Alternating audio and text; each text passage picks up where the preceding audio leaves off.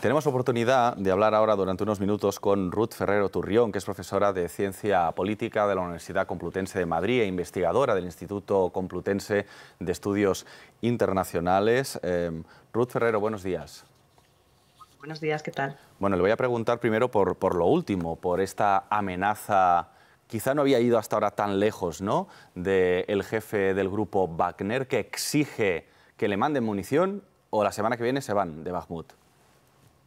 Sí, bueno, yo creo que tenemos que hacer una lectura de esto dentro del marco de la rivalidad existente entre Shoigu, ministro de Defensa ruso, y Prigozhin, ¿no?, de la Wagner, ¿no? Hay varios factores que preocupan a Prigozhin. El primero de ellos es, en primer lugar, perder la fuente de sus ingresos, que es tener una derrota fuerte en Bakhmut. Lo que provocaría sería básicamente perder prestigio también a nivel internacional. Tenemos que ser conscientes de que buena parte de las personas que están combatiendo en Ucrania son mercenarios que han sido traídos desde África, fundamentalmente para luchar en Ucrania. En África a la Wagner le está yendo muy bien, ¿no? Por tanto, también tenemos que leer esta cuestión en esos términos.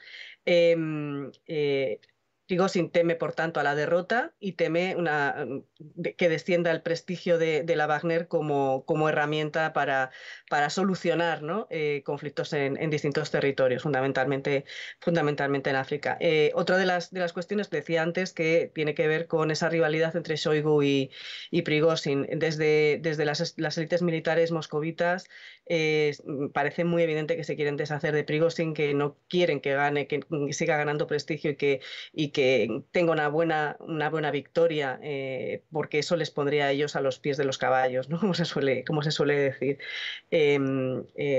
Y parece también muy evidente que esa ausencia de falta de munición que está denunciando Prigozhin, bueno, pues está siendo orquestada también por estos rivales militares. Ahí, por tanto, lo que se está denotando es algo que vimos también en los papeles de filtrados del Pentágono a través de Discord. Esas rivalidades dentro del Kremlin se hacen cada vez más agudas, y esto puede llevar a dos escenarios: uno, que lleguen las armas y que efectivamente Wagner consiga controlar algunos territorios más de Bakhmut, eh, teniendo no diría yo una victoria, pero una victoria al menos pírrica sobre el ejército ucraniano, que le ayudaría, ¿no?, a seguir manteniendo el prestigio que tiene frente al Kremlin, pero sobre todo le permitiría no terminar aniquilado y con todo este escenario que él plantea en términos empresariales, porque no nos podemos olvidar que Prigozhin es un empresario antes que nada.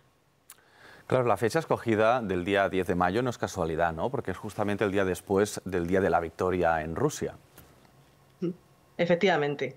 El día de la victoria que ya se está preparando, ¿no?, en algunos lugares de la frontera de Rusia se han cancelado esos desfiles, pero en el caso de Moscú se sigue manteniendo, y es una fecha simbólica muy relevante, y de hecho es la que se está barajando como una de las fechas en las que podría lanzar una contraofensiva ucraniana contra Rusia, ¿no?, en términos simbólicos. Es verdad que en términos militares cuenta más las circunstancias climáticas y las capacidades que las fechas simbólicas, pero no podemos olvidar que todos los acontecimientos que estamos viendo durante los últimos días, ¿no?, los drones cayendo sobre el Kremlin y los bombardeos a refinerías rusas, están poniendo ya de relieve varias cosas. Una,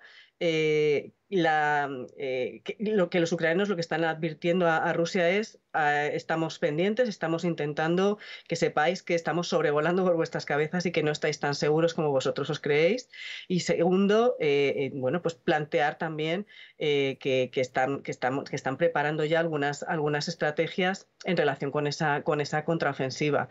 Tendremos que ver cuál es la capacidad de reacción de Rusia. Los analistas militares, yo no soy analista militar, pero los analistas militares, lo que estoy leyendo es que dicen bueno, pues que la cosa está escasa por parte de Rusia, ¿no?, que no parece que tenga suficiente munición y efectivos ahora mismo para poder aguantar de manera eficaz esa contraofensiva también en función de cómo sea esa contraofensiva, que no sabemos por dónde va a llegar. Entonces, de ahí vemos también ese uso masivo de la artillería y la utilización de drones en varias ciudades de Ucrania en los últimos días.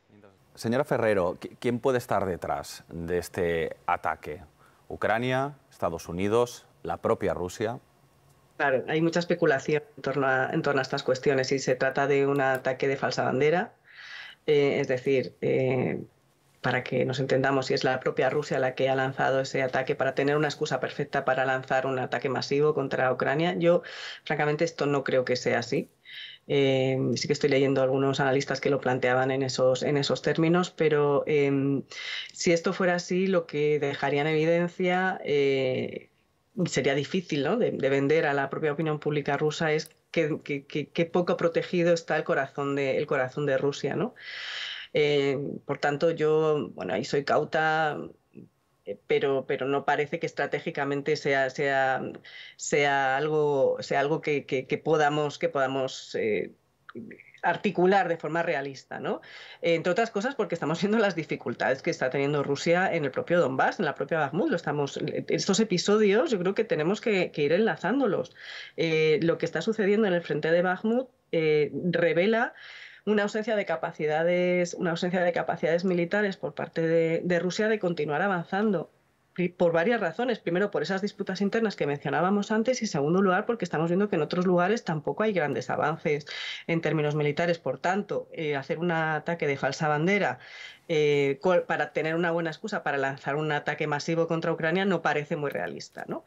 Yo más bien me decantaría por la posibilidad de que haya sido, bueno, pues o bien algún tipo de sabotaje desde dentro de Rusia, o algún tipo de comando ucraniano que hubieran previsto ese ataque de modo de aviso, porque todo el mundo sabe que ahí no duerme Vladimir Putin, ¿no? Por tanto, todas estas cuestiones que vienen, ¿no?, todas estas informaciones que vienen desde el Kremlin, decir, no, han intentado matar a Vladimir Putin, no parece, es un poco elevar, digamos, el tono, ¿no?, y la tensión.